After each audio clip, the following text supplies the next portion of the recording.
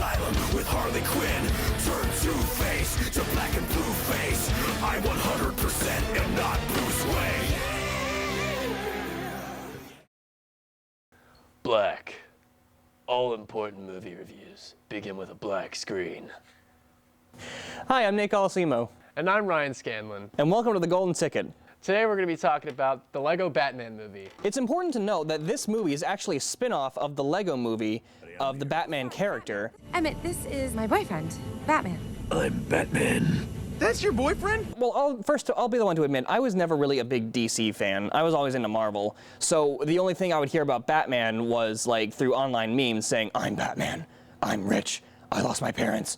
Or like whatever, if he had like a popular movie at the time, but that's pretty much it. But other than that, you know, they took that meme for this movie and personified it into this character, but at the same time, what they managed to accomplish with this is to personify it and make it human, because you see Batman dealing with emotions of his family, you see him dealing with like his son, albeit in an immature and comedic way, but in a clever way as well. What did you think of the movie? The movie I thought was just really well put together. I really enjoyed the scenes like where they had like they're breaking all the story boundaries, like when they added in like Sauron and King Kong and Godzilla. I was just like, there's so many bad guys, and Joker found out that he could get all these more powerful bad guys because all of his comrades were weak. How is he beating all of you again? Can we talk about that beginning scene? That was like the funniest thing I've ever seen.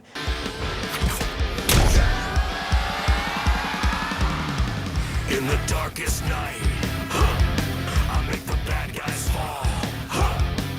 There's a million heroes. Computer overcompensate, but I'm the best of them all. I'm on my way, sir. Who has the coolest gadgets?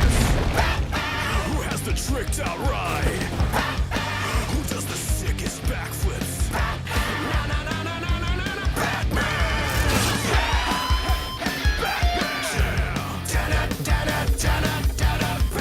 It still works because like it's still geared to be a children's movie to bring out that inner kid, but it also works to like kids of like our generation who grew up with Legos and stuff and are like, yeah, I love Legos and Batman's awesome, and it becomes like this movie that can attract audience members from like all generations, because you have the classic Batman fans from like all the way back when it first became a thing, all the way up to now. I've seen you go through similar phases in 2016 and 2012 and 2008 and 2005 and 1997 and 1995 and 1992 and 1989 and that weird one in 1966. I have aged phenomenally. Let's talk about casting for a second.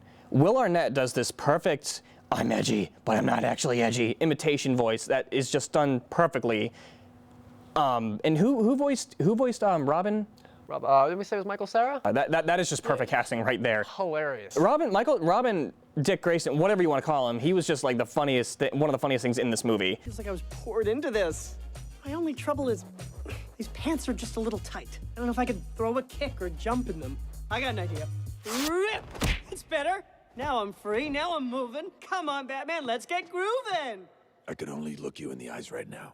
That being said, final thoughts? Out of how many Lego bricks, what would you give it?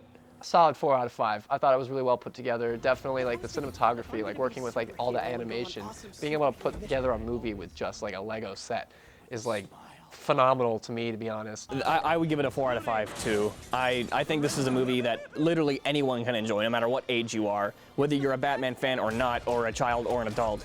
This is something that you will feel satisfied watching.